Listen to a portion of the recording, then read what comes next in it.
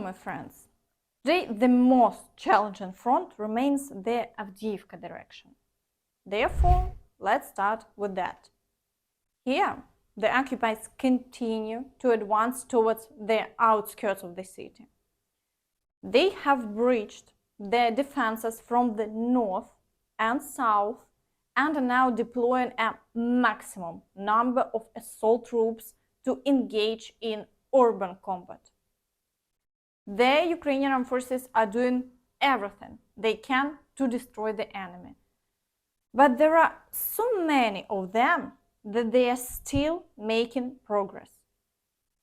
Today, on some maps, partial confirmation of the Russian advance in the private sector from the north has already begun. But regardless, we see that they have managed to break through the extreme front line by at least 2 kilometers. Additionally, battles in the northern part of Avdiivka persist, so we see that the occupiers have also made significant advances here, with the last 3 streets under their control. The city is under constant shelling to make it as difficult as possible for the Ukrainian armed forces to maintain their defense. So let's be honest. Just as the Ukrainian armed forces' task is to destroy the enemy army, so is the Russian task to destroy the Ukrainian armed forces in Avdiivka.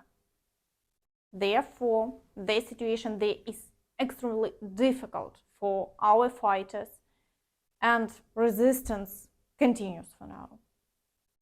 We await whether the order to retreat will come in the coming days, as today only confirmed data indicate a distance of 4 kilometers and 600 meters between the front lines.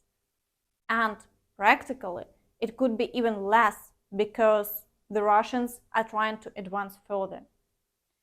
And besides, sabotage groups are already advancing behind Avdiivka. In addition to difficulties within Avdiivka itself, the Russians have reserves to advance on the flanks. So today, powerful attacks are underway in the Novobakhmutivka area and on the southern flank, near Prvomaiske and Nevelske. But they have no success here, and the front line remains unchanged. But in the Marinka area, the occupiers have also heightened their activity and conducted 24 attacks in a day. This is a significant level of activity. So the main offensive actions are recorded in Georgiivka and Novomikhailivka. It seems crucial for them to advance further, and they are willing to deploy a huge amount of manpower to achieve any results. In the Vuhledar direction, the occupiers have once again halted all attacks, failing to achieve success in the Zolotaniva and Priyutny areas. Today, artillery and mortar shelling continue along the entire front line. In the Zaporizhia direction, the occupiers conducted 2 attacks in the Robotyne area, but they didn't succeed and the front line remains unchanged.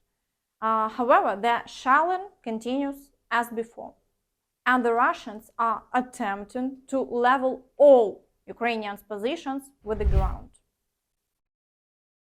In the Kherson direction, the occupiers continue to intensively shell the right bank and conduct offensive actions on the village of Krinky. Nevertheless, the Ukrainian armed forces, as before, hold their position successfully and repel all attacks. Russian correspondents describe the situation as follows. Today, ours twice attacked the enemy's bridgehead in the village of Krinky with forces from the 328th Airborne Assault Regiment of the 104th Airborne Division, the personnel of which, after studying, were again sent to assaults. In vain. Which is typical. The guys went to STRM the village of Krinky without the support of armored combat vehicles. It's good that at least the art helped. But there was no support from aviation today, as Ossetian has already stated. Which we confirm. In the Bakhmut direction, the occupiers persist in their assaults. Today, attacks have commenced on Grigorivka, with ongoing battles in Bogdanivka and the Ivanivsky areas. 8 attacks were conducted in a day. The situation is very complex. The entire front line is also being intensively shelled, but the Russians haven't achieved any success. So we await the outcome of the new battles.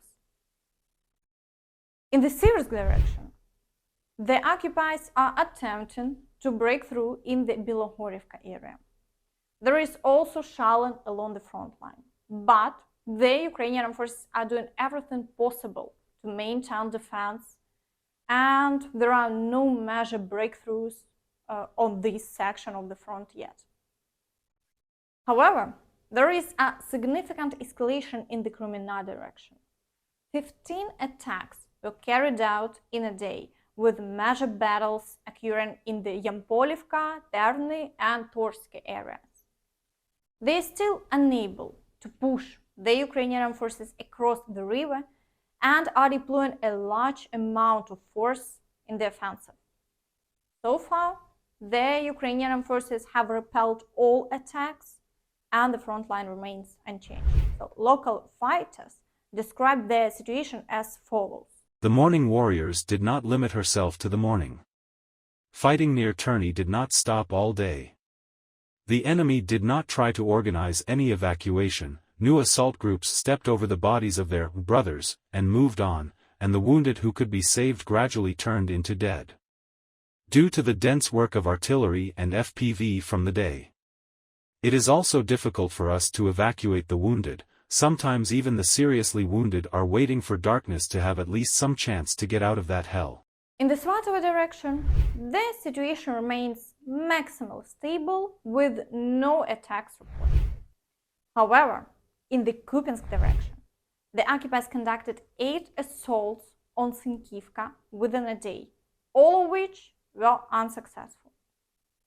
Near Ivanivka and Kislivka, there have been no new attacks yet, but shelling continues along the front line.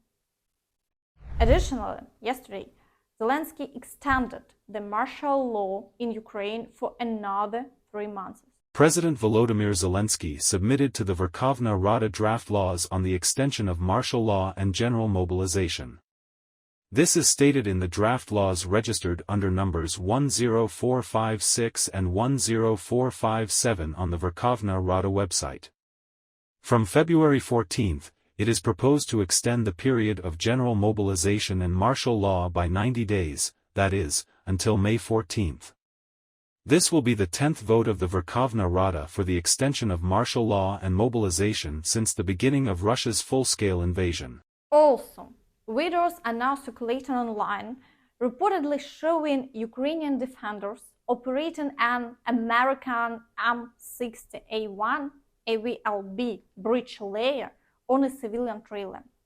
So this equipment is designed for rapidly deploying a 18-meter metal assault breach across obstacles like anti-tank ditches, escarpments, rivers, and ravines, capable of carrying loads of up to 60 tons and 70 tons for shorter spans. Meanwhile, Russian propagandists have once again started claiming that all the forces of the old world have united together to persecute Russia, which has challenged this old world. Крах Советского Союза – это еще один этап глобальной трансформации, и опять это были мы. И вот сегодня СВО и то, что происходит, опять Россия – это зачинщик, если хотите, причем осознанный зачинщик. Мы специально это сделали, понимая, что, наверное, сегодня нет другого способа начать эту трансформацию, чем предъявить эти свои требования всему человечеству и объяснить, что прежнего мира больше не будет. И этот сигнал должны услышать многие другие. И когда происходит такой вызов уже и с нашей стороны, когда мы говорим старому миру «нет», помните, как у Маркса, да? Все силы старой Европы ополчились в травле этого священного призрака, говорил Маркс про коммунизм. Так вот, сегодня Манифесте коммунистической партии. Да, манифест коммунистической партии. Это вот все все силы старого мира сегодня ополчились в священной травле России, которая бросила этому старому миру свой вызов. And that's all from me. Don't forget to like this video, subscribe to the channel, and hit the notification bell to stay updated on all the latest news. Thank you for watching and see you next time. Bye bye.